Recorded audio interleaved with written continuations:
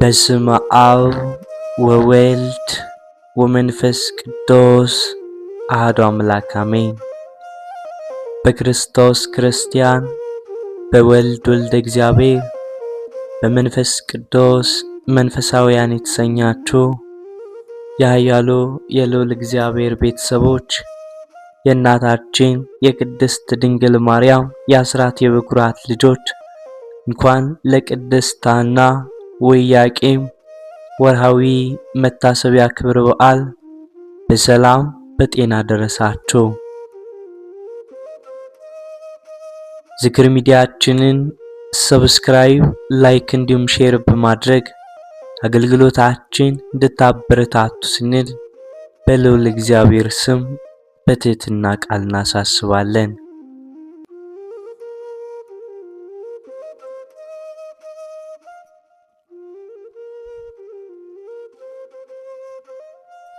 በመንፈስ ቅዱስ ግብር አምላካችን በድንግልና ጸንሳ በድንግልና የወለደች የፈጣሪ እናት የአምላክ እናት ለመሆን የበቃች በመሆኗም ቅድስት ድንግል ማርያም በሰማይ ትመሰላለች።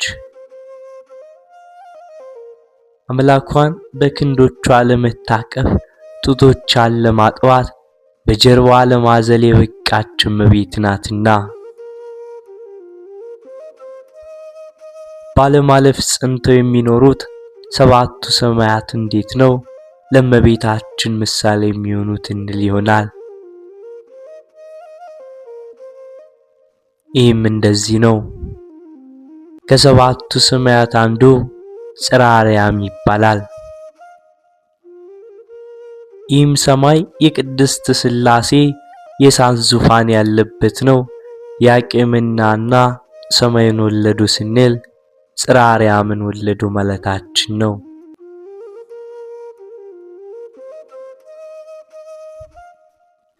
በጽርሐ አርያም ያንን የእሳት ዙፋን ያንን የእሳት መንበር የማይደፈረውን የሚፈራውን የሥላሴን መንበር የሚሸከሙ አርባዕቱ እንስሳ ወይንም ኪሩቤልና ሱራፌል የሚባሉም አሉ።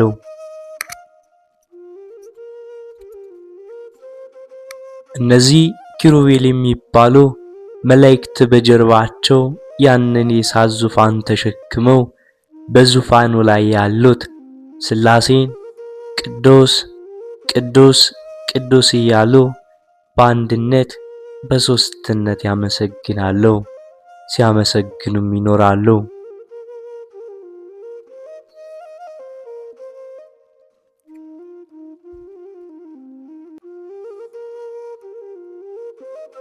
ይህም ብቻ አይደለም። 24ቱ ካህናተ ሰማይ የሚባሉ ሱራፌል ተብለው የሚጠሩ ቅዱሳን መላእክት አሉ። እነርሱም 6 ክንፍ ያላቸው ናቸው። በሁለት ክንፎቻቸው ፊታቸውን ሸፍነው በሁለት ክንፎቻቸው አመሳቅለው ግራና ቀኝም ዘርግተው በሁለት ክንፎቻቸው ረበው አክሊላቸውን አውርደው ልክ እንደ ካህን ልክ እንደ አንድ ጽና ይዘው ያንን የእሳት መንበር ያጥናሉ።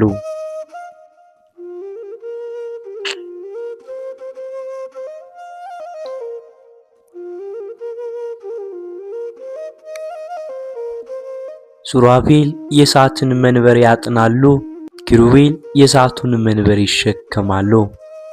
እመቤታችን ቅድስት ድንግል ማርያም ነገር ግን እሳት ለሆነው አምላካችን ማደሪያ ሆናለችና ከሁሉም ትበልጣለች፣ ከሁሉም ትልቃለች፣ ከሁሉም ትረቃለች።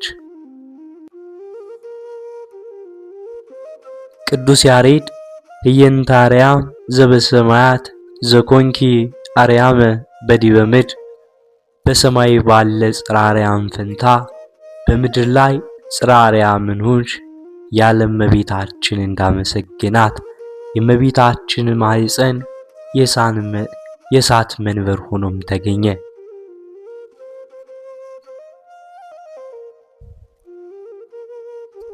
የእግዚአብሔር መንበሩ የእግዚአብሔር መቀመጫው የእግዚአብሔር ዙፋኑ የእሳት ነው። በእመቤታችን ማኅፀን በማደሩ የእመቤታችን የድንግል ማርያም ማኅፀን የእሳት መንበር ሆነለት።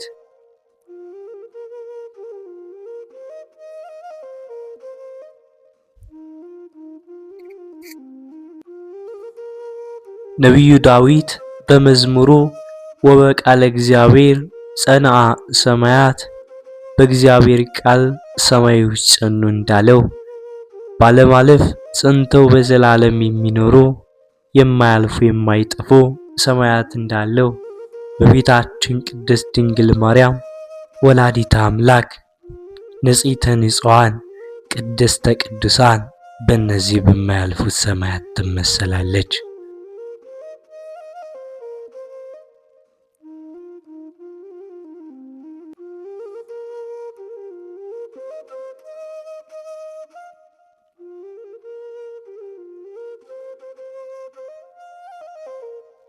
ክብሯም ታላቅ ስለሆነ የተሰጣት ጸጋ ከፍጥረታት ሁሉ በላይ ነውና በቤታችን ቅድስት ድንግል ማርያም መልዕልተ ፍጡራን ከፍጥረት ሁሉ በላይ መትሕተ ፈጣሪ ከፈጣሪ በታች ሆና የምትመሰገን የምትከበርም ስለሆነ በብዙ በጎ ምሳሌዎች ትመሰላለች። በብዙ በጎ ምሳሌዎች ትመሰል እንጂ እመቤታችንን የሚመስላት የሚተካከላት የለምና ከፍጡራን ወገን ለእመቤታችን የተሰጠ ጸጋ ለማንም አልተሰጠም።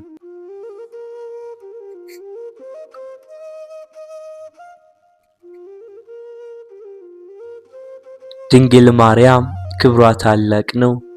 እንኳን ለነቀፋ እርሷን ማመስገን የሚያስቸግራል። በምን አንደበታችን በምን ቃል በምን ቋንቋ እንገልጣታለን?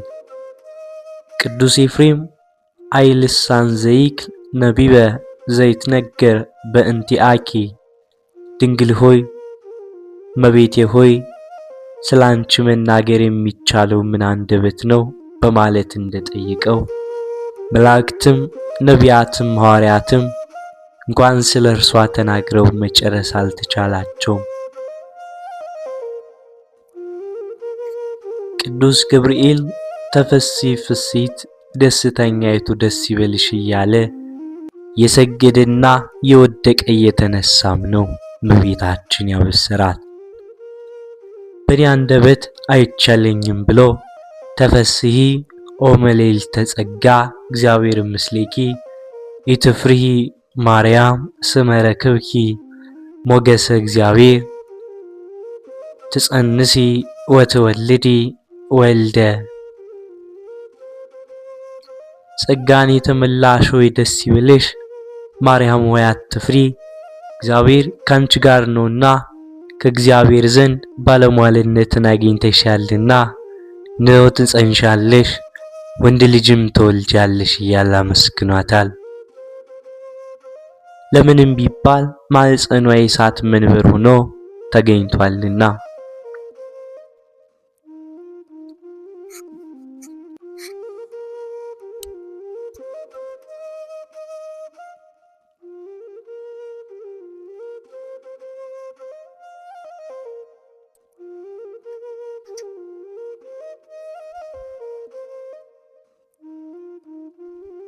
ቅዱሳኑ ኪሩቤል ሱራፌል አእላፍ መላእክትም አምላካቸውን ቢፈልጉት በድንግል ማርያም ማኅፀን አግኝተውታልና በዚህ ጊዜ ሱራፌል ድንግል ማርያምን አመስግኗታል።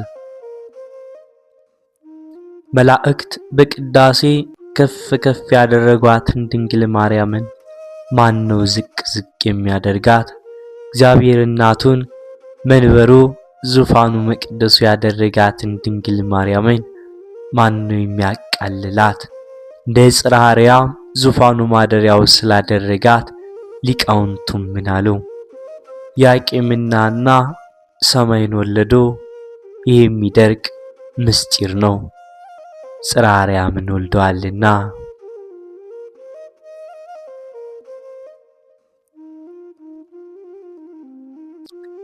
ቅዱስ ያሬድ በምድር ላይ የተገኘች መንበር ዙፋን ዳግሚት ሰማይ እያሉ እመቤታችንን ያመሰግኗት ለዚህም ነው። በጽርሐ አርያም የሥላሴ ዙፋን ስላለ፣ በጽርሐ አርያም 7 የእሳት መጋረጃዎችም ስላሉ፣ በጽርሐ አርያም ሱራፌልና ኪሩቤልም ስላሉ፣ የተቀሩት 6ቱ ሰማያት ለጽርሐ አርያም እንደ አጥር እንደ ቅጥር ሆነው አክብረዋት አስከብረዋት ለዘላለም ይኖራሉ ማለት ነው። ጽርሐ አርያም ለድንግል ማርያም ምሳሌ መሆኗን ምስጢሩን ትርጓሜውን ተመልክተናል። የተቀሩት 6ቱ ሰማያትስ ለእመቤታችን ምሳሌ መሆን ይችላሉ? አሁን ምሳሌ መሆንም ይችላሉ። በበጎ ነገር ሆኖ እመቤታችን ትመስላለችና 6ቱ ሰማያት ለድንግል ማርያም የንጽህናዋና የድንግልናዋ ምሳሌዎችም ናቸው። እመቤታችን ንጽህናና ድንግልና እንዴት በ6ቱ ሰማያት ይመሰላል የምትሉ ይሆናል። 6ኛም ድንጋሌ ልቦና የልብን ድንግልና።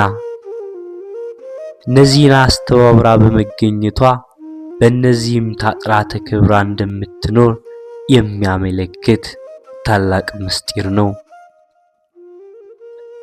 ያቄምና ሐና ሰማይን ወለደው ማለትም ይህን የምናየውን ሰማይ ስናስተውለው ድንኳን ይመስላል።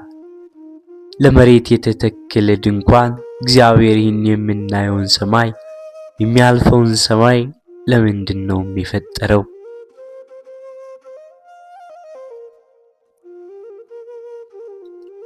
አምላካችን እግዚአብሔር እያንዳንዱን ፍጥረታት በሙሉ የፈጠረበት ዓላማ አለው።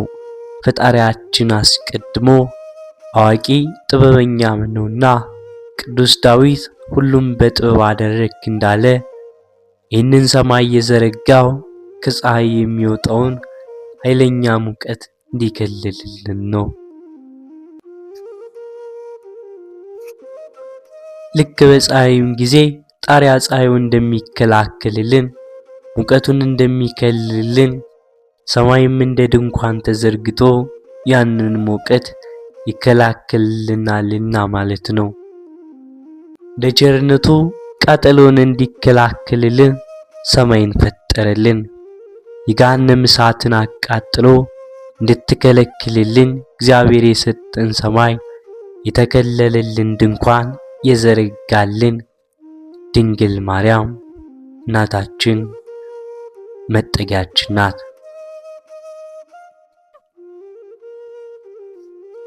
በእርሷም ጥላነት ከልላ በውስጥ ነውና ያለነውም ቃጠሎ ወይንም እሳቱ አያስፈራንም። ሁለተኛው ይህንን ሰማይ የፈጠረበት ምክንያት ነው። ፈጣሪ ሰማይን ዝም ብሎ ቢተው ኖሮ የሰው ልጅ አይን ማረፊያ አይኖረውም ነበረ። አንገታችንን አቅንተን ቀና ስንል የአይናችን ማረፊያ ሰማይ ነው። አይን ማረፊያ ባይኖረው ሊቃውንተ ቤተ ክርስቲያን እንደነገሩን ከሆነ ለአይናችን ማረፊያ ይህንን ሰማይ ባይዘረጋልን ኖሮ አይናችንም ተጎልግሎ የሚወጣም ነበር።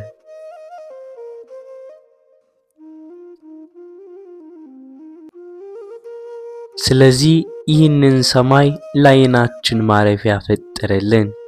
ለአይነ ስጋችን ይህንን ሰማይ ከፈጠረልን ለአይነ ልቦናችን ለነፍሳችን ማረፊያ ትሰጠን ዘንድ እመቤታችን ቅድስት ድንግል ማርያም የተሰጠችን ሰማይ ደግሞ እርሷ ወላዲተ አምላክ እማምላክ ናትና በብዙ ስዕለት በብዙ እንባ በብዙ ለቅሶ ድንግል ማርያምን ለመጽነስ የበቁት ያቄምና ሐና ሰማይን ወልደዋልና ይህንን ድንቅ የእግዚአብሔር ሥራ ነው። እመቤታችን ቅድስት ድንግል ማርያም በእናቷ ማኅፀንም እያለች ታምራት ታደርግ ነበረ። በታምረ ማርያም ላይ የምንሰማው ዕውራንን የምታበራ ሙታንን ታስነሳ እንደነበርም ተገልጧል። ነገር ግን ገና በማኅፀን ሳለች ጠላት ተነሳባት። በሐና ማኅፀን ያለ ጽንስ ሙት እያስነሳ ዕውር እያበራ ነውና ነገ ተወልዶ ንጉሥ ሆኖ ንግሥት ሆና ከምትገዛን ዛሬውኑ እናጥፋት ብለውም ተነሱ።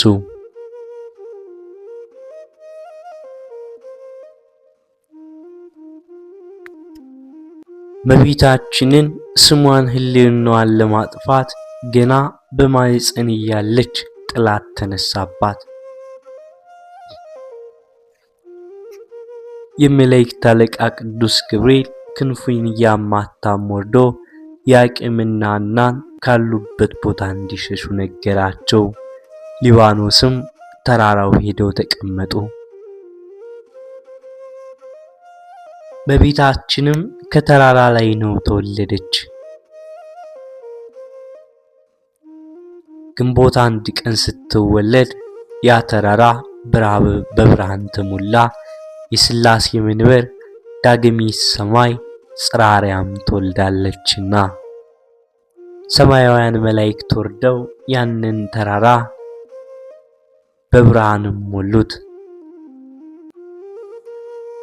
ያ ግዙፍ ፍጡር ያ ተራራ የአራዊት መንፈንጫ የእንስሳት ማያ የሆነ ተራራ በእመቤታችን ምክንያት በብርሃን ከተሞላ የኔና የእናንተ ሕይወት በድንግል ማርያም ምክንያት በብርሃን እንዴት አይሞላ? በብርሃት እንዴት አይሞላም? ነገር ግን የኃጢአት የሚባል ደዌም እያለ ጆሮአችንን ዝነ ልቦናችንን ደፍኖ በየት በኩል እንስማው?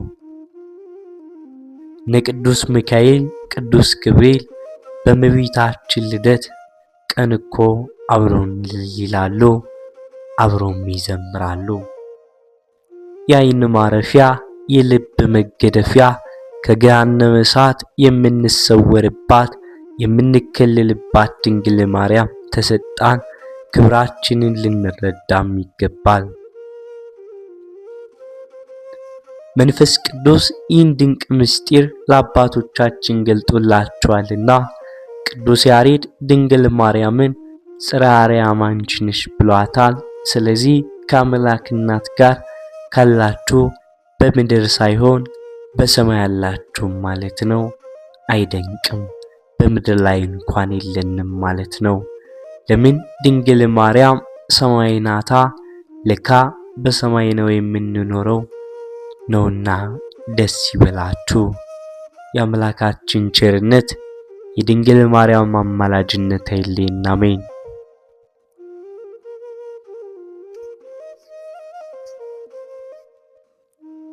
በዚህችም ዕለት ተጋዳዩ ባላንበሳው አውሎግ አረፈ። የዚህ ቅዱስ ወላጆች ከሀገረ ንጽዊን ሆኖ በበጎ ሥራ ፍጹማን በወርቅና በብር የሚበለጸጉ ናቸው። ለልጃቸውም የቤተ ክርስቲያንን ትምህርት ሁሉ አስተማሩት። ከጥቂት ቀኖችም በኋላ ወላጆቹ ብዙ ገንዘብ ትተውለት ሞቶ። በአንዲትም ዕለት አውሎግ ያለህን ገንዘብን ሁሉ ሽጠ ለድሆችን ሰጥተ መከራ መስቀልን ተሸክመና ተከተለኝ የሚለውን የከበረ የወንጌል ቃል አስብና ወዲያውኑ ገንዘቡን ሁሉ ለድሆችና ለችግረኞች በትኖ ወደ አባ አውሎግ ሄደ። እርሱም በደስታም ተቀበለው። ስለ እርሱ እንዲህ የሚለው ራእይ አይቶም ነበር። እነሆ ወደ አንተ ጎልማሳ ይመጣል፣ ተቀበለውና ከሚያገለግሉ መነኮሳት ጋር ቀላቅለው እየፈተነውም 3 ዓመት ያክል ኖረ። ፍጹም የሆነ ቅድስናውን ባየም ጊዜ የምንኩስና ልብስ የመላእክትንም ማስጌማ ለበሰው። ከሰንበትም እስከ ሰንበት እየጾመ በብዙ ተጋድሎም ኖረ። ምግቡ እንጀራና ጨው ነበረ። በቀንና በሌሊትም 700 ጊዜ አቡነ ዘበሰማያትን ከስግደት ጋር ይጸልያል። በዚህም ተጋድሎ 40 ዓመት ያክልም ኖረ።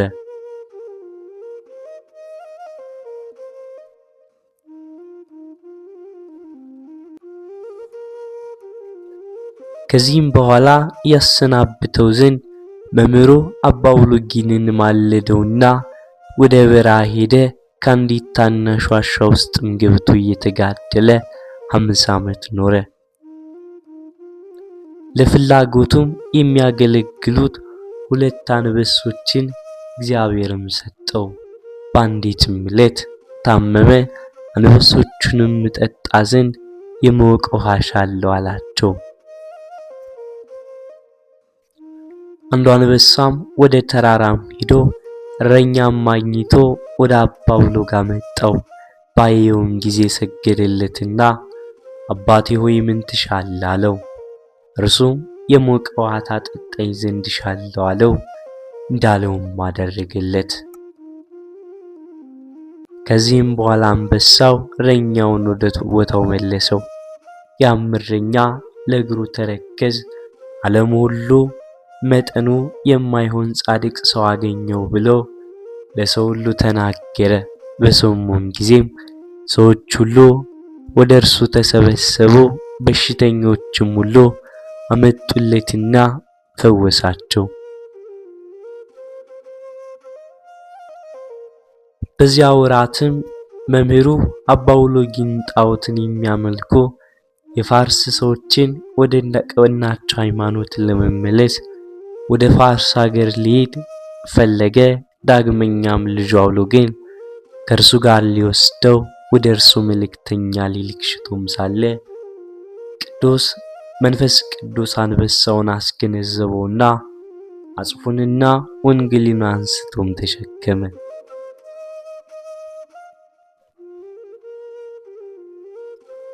አባ አውሎግንም ጉዞን አመለከተው። ተነስቶም አንበሳውን ተከትሎ ወደ መምህር አውሎጊን ደረሰ። እርሱም በደስታ ተቀበለው። ሲጓዙም ከጤግሮስ ወንዝ ደረሱ። ውሃውም ተከፍሎላቸው ተሻገሩ። ወደ ሀገሩም ውስጥ በደረሱም ጊዜ አስተማሯቸው። ወደ ቀናቸው ሃይማኖትም መለሷቸውና በአብ በወልድ በመንፈስ ቅዱስ ስም አጠመቋቸው።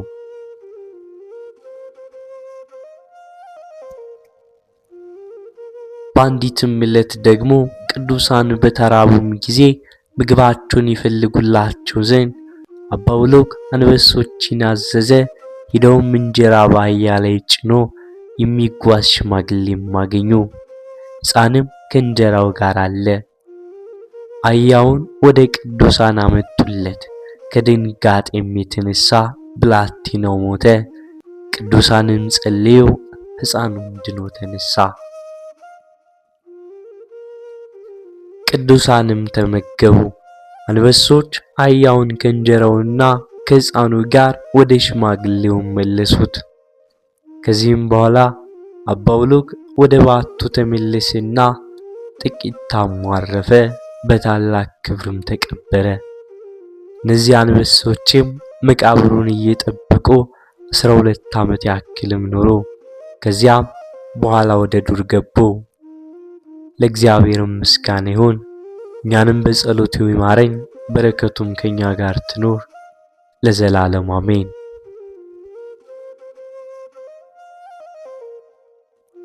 ወስብሐት ለእግዚአብሔር ወለወላዲቱ ድንግል ወለመስቀሉ ክቡር